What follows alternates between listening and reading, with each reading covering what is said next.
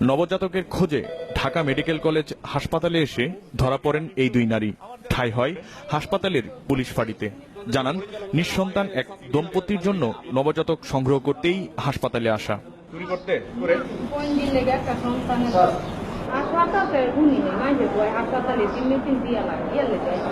ধরা পড়ার কিছুক্ষণের মধ্যেই দুই নারীকে বাঁচাতে শুরু হয় নানা তৎপরতা।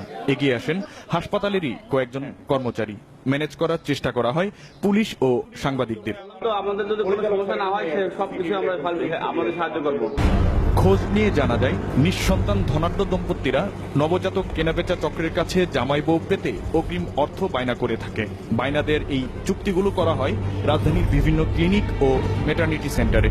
একটা বাচ্চা নিয়ে আসছিল, এই না ওনারা আরেকজনের একটা প্রাইভেট কার নিয়ে আসছে, মহিলারা ফ্যামিলি আইসা একটা বাচ্চা কিনে নিয়ে গেছে। সেটা নিয়ে অনেক কাবজা বসে প্রশাসন আসছিল, প্রায় 50,000 টাকা এই বাচ্চাটা নিয়ে বিক্রি করছে ওনারা। নবজাতকের চাহিদা, নিঃসন্তান দম্পতিদের আগ্রহ আর লাখ টাকার হাতছানিতে এ পেশায় নিজেকে জড়িয়ে ফেলেন জামাল। এক মায়ের কোল খালি করে অন্য মায়ের কোল ভরাকে তিনি খারাপ মনে করেন না।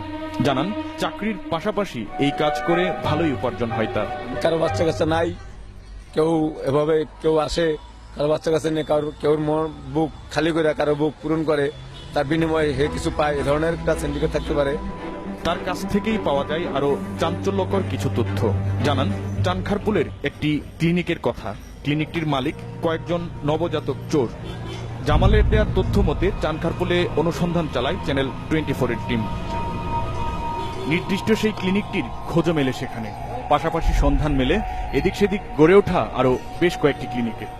এই এলাকার ভিতরে অনেক কয়টা ক্লিনিক দিছিল, এর আগে ছিল ওই পাশে বাসায়, ঠিক আছে, ওইখান থেকে এরকম ধরা খাইছে, ধরা খাই আবার এখানে আসছে, এখানে এসে যে এরকম চলতেছে। হ্যাঁ, গলির ভিতরে আরেকটা আছে, ঢাকা মেডিকেলতে বাচ্চা চুরি খাইছে, এখানে ক্লিনিকে বিক্রি করতেছে। ঢাকা মেডিকেল কলেজ হাসপাতালে যারা দালাল হিসেবে পরিচিত, এখানকার হাসপাতালগুলোতে রোগীদের কাছে তারাই ডাক্তার। সরকারি কোনো অনুমোদন নেই কোনো সার্টিফিকেটধারী ডাক্তার। তারপরেও রোগীর কমতি নেই এসব হসপিটালে, বরং দিন থেকে দিন আরো জমজমাট হয়ে উঠছে এই প্রতিষ্ঠানগুলো। রনক হাসান, চ্যানেল 24, ঢাকা।